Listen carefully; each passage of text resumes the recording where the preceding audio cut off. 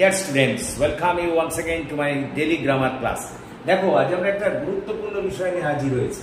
সেটা হলো STATIONARY stationery এবং STATIONERY স্টেশনারি।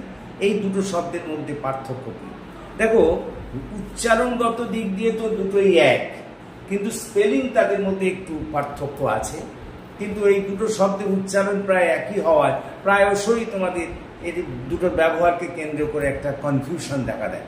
আজকের পর থেকে আর সেই কনফিউশন থাকবে না। দেখো actually STATIONARY stationary means it is used as an adjective to describe something that is not moving or changing. অর্থাৎ STATIONARY stationary বলতে বোঝায় সেই অবস্থাকে যেখানে কোনো জিনিস স্থির অবস্থায় আছে, অচল অবস্থায় আছে, অর্থাৎ চলছে না, পরিবর্তন করছে না, সেটাকেই আমরা সাধারণত স্টেশনারি বলি। আর এটি কিন্তু অ্যাডজেক্টিভ হিসেবে ব্যবহৃত হয়। যেমন একটা উদাহরণ দিয়েছি, দেখো, in spite of soaring prices the demand of gold remained stationary. দাম বাড়া সত্ত্বেও সোনার চাহিদা কিন্তু স্থির ছিল।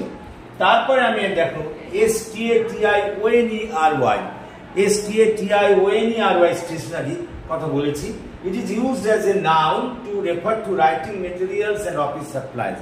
অর্থাৎ কাগজ, কলম, খাতা, অফিসের সামগ্রী, এই অর্থে STATIONERY স্টেশনারির কথাটি ব্যবহৃত হয়। এটা কিন্তু একটা নাউন।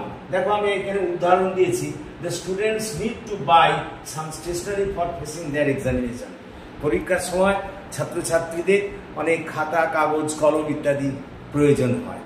তো আশা করি তোমরা বুঝতে পেরেছো STATIONARY এবং STATIONERY এই দুটো স্টেশনারির মধ্যে পার্থক্য কি।